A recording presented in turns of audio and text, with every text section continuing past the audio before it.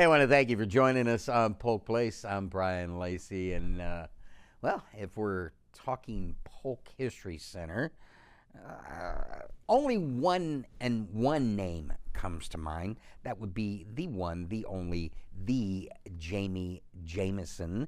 Yay! I was afraid you were going to call me historic for a second. The historic. Nah, I can't get away with it. Jayme Jamison.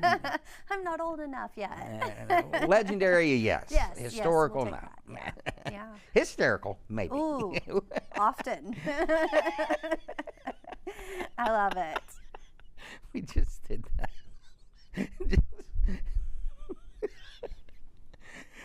Make the host laugh at the childish hand gestures. Here, I'll try. How about I be the host? So, Brian Lacey, how have you been? You know. That laugh tells me everything I need to know. Exactly. So you stay warm? Yeah, I'm trying to. I couldn't be a Florida kid. Nah. Yeah? Yeah. I mean, I was an Ohio kid, and now I step out in this. Now I'm that Florida kid. Yep, that blood has run awfully thin since you've been down here in the nice, warm, humid, tropical climate. Yeah, I heard your son said he wanted to go see snow until you gave him a dose of reality. Yep, and as a result, now we have a blanket in the car for his 5-minute ride to school because it is too cold. Yeah. But you know what that means? What's that? It's a good time to be inside at the History Center. Exactly. So what do we got going on in February? So February is a fun month for us. The very first thing that we do in February is on February 8th, we celebrate Polk County's birthday. And what would you guess? How old is Polk County? I know this. 267. Ooh, that's pretty old. We're not quite there yet. So the nation will be 250 next year. No, 167. Close. We're 164. Yeah. 164. Yeah. Is that closest to the pin? If we were playing golf, would you? Yeah, I overshot. Yeah. I'm in the sand trap. You're in the sand trap. You're going, how did I get here? Oh, there's Polk County. Okay, I'm going to go back over there. So, so we're going to be 164 years old today, and it's this month. Yeah. And it's a fantastic time to come into the History Center and learn a little bit more about why. Why are we not Hillsborough County? Why are we not Brevard County? And it all ties back to that brilliant concept and ideal of our founders of self-governance. Mm-hmm. There was enough of us in Socrum, Fort Meade, and Fort Fraser in 1861 that said, we've got our own thing going on here. We want to govern ourselves. And they petitioned the state, and the state legislature agreed. And February 8th, 1861, here comes Polk County. Just out of the blue. Out of the blue, out of the Hillsborough and Brevard blue, but remember? Yeah. Remember? You ever go to the dog track? No. Yeah, they have this electric rabbit, and I have seen that before. Yeah. And the race starts, and it's like, here comes Lucky. Yep. Here comes Polk County. Exactly. So yep. I was gonna do it. So, and it was, it might not sound to you and I like it was a controversial thing. Like, we're creating a county, but it was very controversial at the time. They had to wait until the right representatives were in the state legislature to petition, because of course, any time that you're taking land away from one entity. Mm-hmm.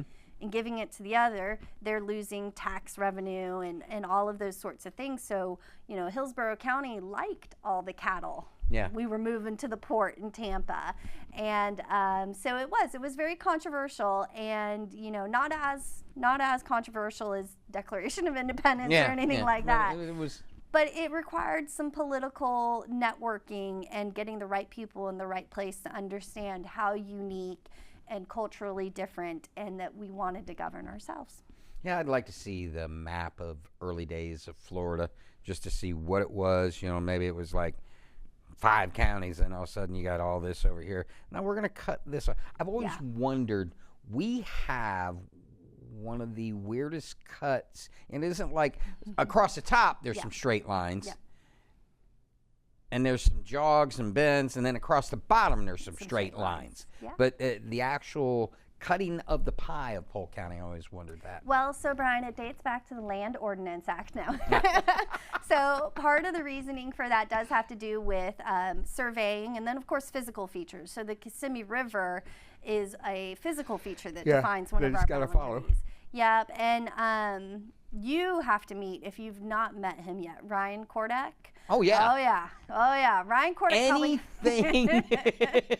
Anything that has to do with how things. Yeah. Yep. He's probably got it in his back pocket. And be like, well, first, it was this, and then it was this, and then it was this. He's my ultimate go-to resource for changing of maps, and he did a wonderful exhibit with us. Provided some great expertise for our Crossroads exhibit. And some of the maps that we have on display in that reading room go through exactly what you're talking about right now. How did these boundaries change? Where did the roads come from? So it is a very nerdy but fascinating part of our history to kind of dig into it, because we just take it for granted. We're a county. Yeah.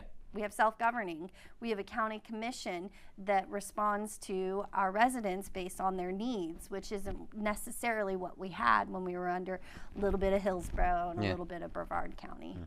Yeah. So what else we got going on in February? Well, February is for lovers, and you should bring your date on February the 15th for an architectural tour at the Polk County History Center, right? That's a wonderful first date. Yeah. Oh, yeah. You don't have to do any talking. Yeah. Bart's going to do the talking. Yeah. And you're guaranteed entertainment when Bart is doing the talking. But yeah, Saturday, February the 15th, Bart will be leading the architectural tour. And at that point, we're actually expecting some of the construction work to begin to shift to the other side of the building. So it's a really unique time in that process to see. Some windows are already being placed back in, others are being pulled out. The History Center staff has grown by 20 over the last 6 months because of the construction project. There is tradesmen and skilled workers from any type of woodworking, glasswork, painting that you could think of constantly coming in and out. And on the architectural tour, Bart gets to show you some of that progress as it's going through.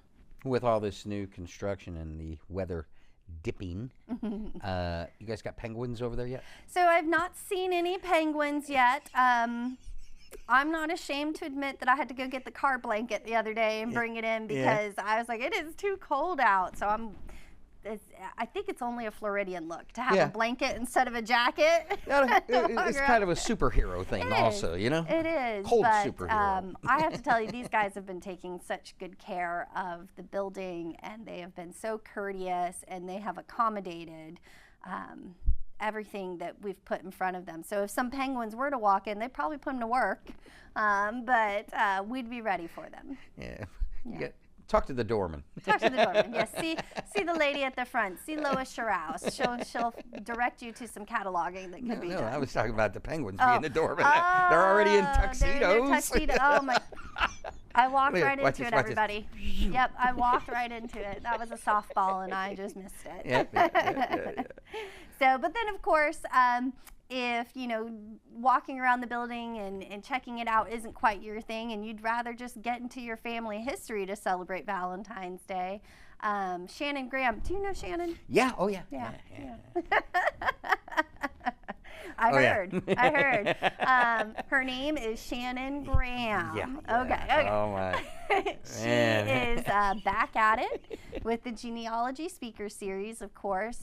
We had our first one in January on Irish ancestors, and now for February, we're moving into the most romantic thing a historian can think of: providing cited documentation and sources for your research. Isn't that romantic? Yeah, I tell you, like I told her, some of my the most horrible decisions I've ever made in my life have made for the greatest stories. So that whole planning thing. Yeah.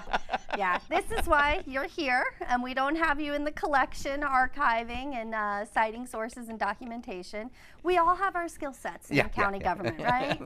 We're all very skilled, just we don't cross over very well. I feel like I'm making a reference to what was the scary movie? Did you tell them about the big Twinkie? Ghostbusters. Yeah, Ghostbusters. Ghostbusters 2, right? No, it was one. No, it was in the first one, too, the toaster dances. That's right. Yeah.